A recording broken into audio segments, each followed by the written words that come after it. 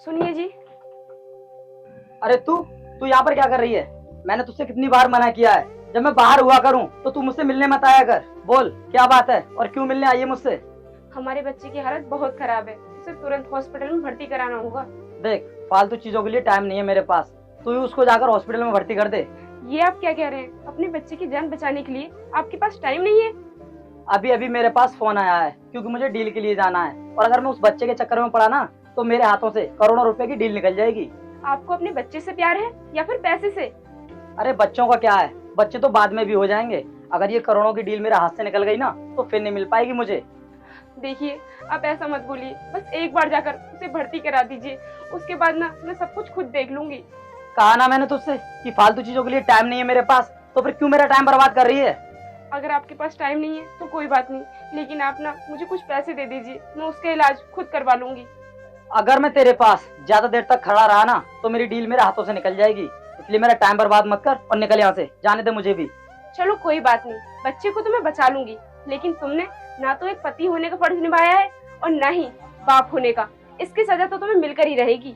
तू जाकर अपना फर्ज निभा, मुझे अच्छे से पता है कि मुझे क्या करना है। चल निकल यहाँ से।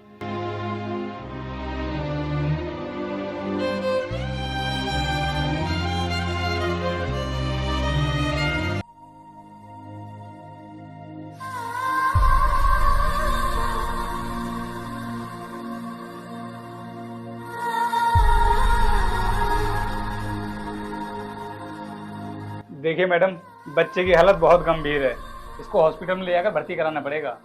लेकिन डॉक्टर साहब, मेरे पास तो पैसे ही नहीं है। अरे मैडम, आप अपने हस्बैंड को बुलाइए, मैं उनसे बात करता हूँ। मेरे पति तो इस वक्त ऑफिस में है, उन्हें ऑफिस के अलावा और कुछ नहीं दिखाई दे रहा। क्या नाम है आपके पति का?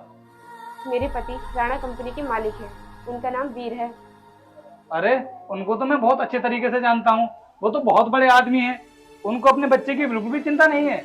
डॉक्टर साहब, कुछ भी करके, कैसे भी करके, बस आप मेरे बच्चे को बचा लीजिए। जितने भी पैसे इसके इलाज में खर्च होंगे वो मैं आपको बाद में दे दूंगी। चिंता करने की कोई जरूरत नहीं है, आप ना अपने बच्चे को हॉस्पिटल लेकर के आइए, क्योंकि इस पर ना ड्रिप लगेंगी, तभी ठीक हो पाएगा आपका बच्चा। ठीक है, मैं चलता हूँ। ठीक है, मैं आती हूँ।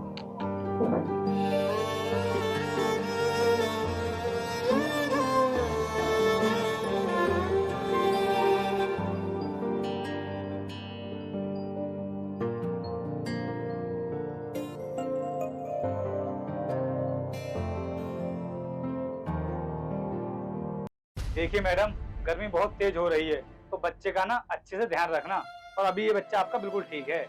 डॉक्टर साहब, आपका बहुत बहुत धन्यवाद, जो आपने मेरी बेटी को बचा लिया। देखिए, हम कौन होते हैं बचाने वाले, ये सब तो बस भगवान की कृपा थी। और हाँ, इसको ना टाइम पर दवाई देते रहना और ख्याल रखना इसका अच्छे से।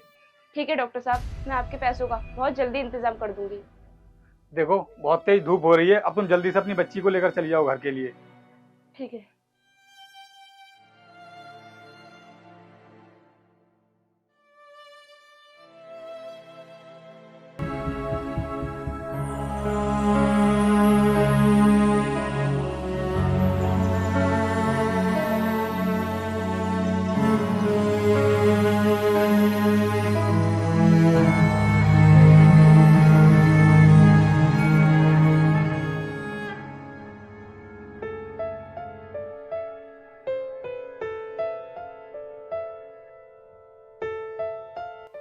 तेरी इतनी हिम्मत हो गई कि तू मेरे ऑफिस के अंदर आ गई? तुम दोनों माँ बेटी के लिए कोई और काम नहीं है क्या?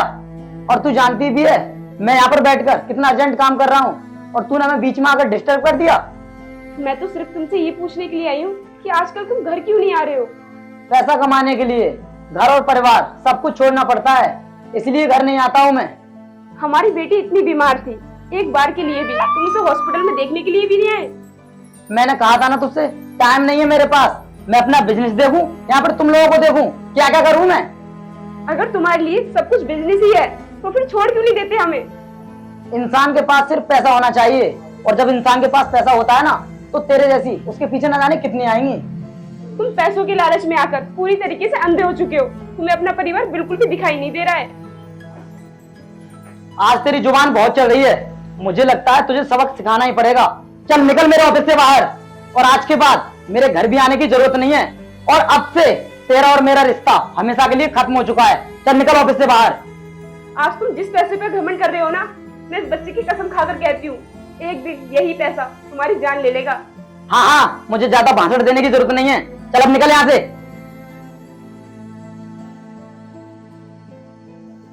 सर, जब आपके पास पैसे की कोई कमी नहीं है फिर आप ऐसा क्यों करते हैं?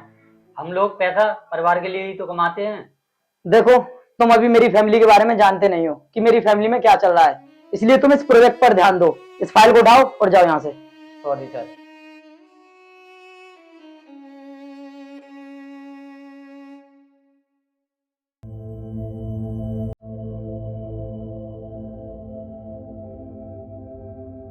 कॉन्ग्रेचुलेशन सर, बहुत अच्छी खबर लेकर आए हैं।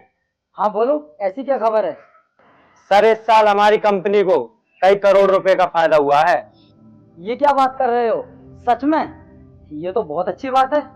और हाँ सर, हम जो डुप्लीकेट माल तैयार कर रहे हैं कई करोड़ तो हम उससे कमा चुके हैं। ये तो बहुत अच्छी बात है। इसी तरह डुप्लीकेट माल बनाते रहो और पैसे कमाते रहो, और बहुत जल्दी मैं तुम्हारी सैलरी भी बढ़ा दूंगा। लेकिन सर, इस बारे में किसी को पता चल गया तो क्या होगा? किसी को कुछ भी पता नहीं चलेगा। सरकार हमारी है, ऑफिसर हमारे हैं, और बहुत ऊपर तक पहुंचे हमारी, तभी कुछ नहीं होगा हमारे साथ। ठीक है सर, यही बताने के लिए हम आए थे। अब हम चलते हैं। ठीक है, जाओ तुम।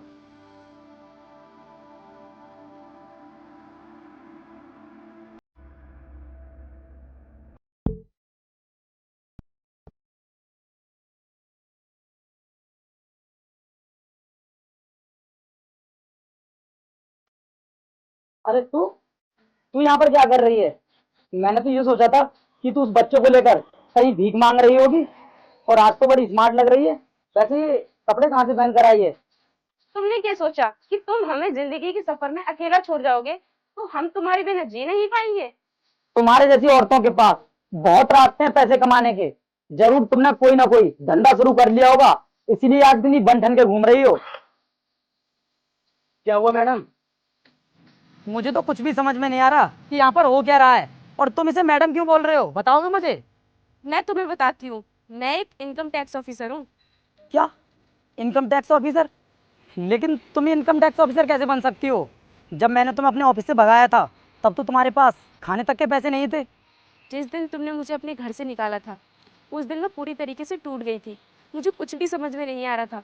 फिर मैंने सोचा कि अगर मैं तुम्हारे सहारे रहूंगी तो कभी आगे नहीं बढ़ पाऊंगी, और उसके बाद मैंने अपनी बेटी को अपनी माँ के पास छोड़ दिया, जिससे कि मेरी पढ़ाई अच्छी तरीके से हो सके। और आज देख लो मैं किस मुकाम पर हूँ। तुमने अपनी ज़िंदगी में जितना भी 2 नंबर का पैसा कमाया है वो सारा जब तो होने वाला है, क्योंकि मैंने अपने ऑफिसर को तुम्हारे घर भेज दिया है रेड मारने के लिए। और हाँ, तुम जेल जाने के लिए तैयार हो जाओ। अनुष्का, मैं मानता हूँ मुझसे बहुत बड़ी गलती हुई है। मैंने तुम्हें घर से निकाल कर बहुत बड़ा अन्याय किया है, लेकिन तुम तो मेरी बीवी हो ना, तुम मेरे साथ ऐसा क्यों कर रही हो? प्लीज़ मुझे माफ़ कर दो। और देखो ना अनुष्का, तुम इनकम टैक्स ऑफिसर बन गई हो, और तुम्हारा पति कितना बड़ा बिजनेसमैन है। हम साथ में मिलकर काम करते हैं ना, उसके बाद हमें कोई दिक्कत नहीं होगी। ये सब तुमने उस दिन नहीं सोचा था जिस दिन मुझे अपने घर से बाहर निकाला था। आज तुम्हें पता लग गया कि मैं एक इनकम टैक्स ऑफिसर हूँ, तो तुम मुझसे माफ़ी मांग रहे हो।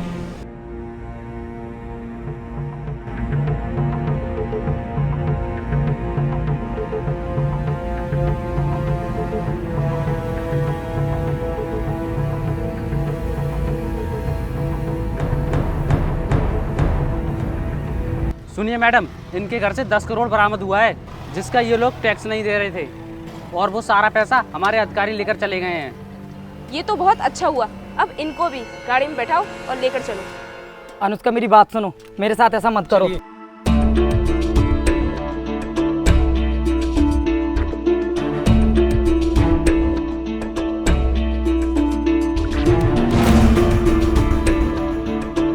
हाँ जी, तो गाइस कैसी लगी आप सभी के लिए ये वीडियो कमेंट करके जरूर बताना। और हाँ, वीडियो को लाइक भी कर दिया करो, आप लोग लाइक नहीं करते हो।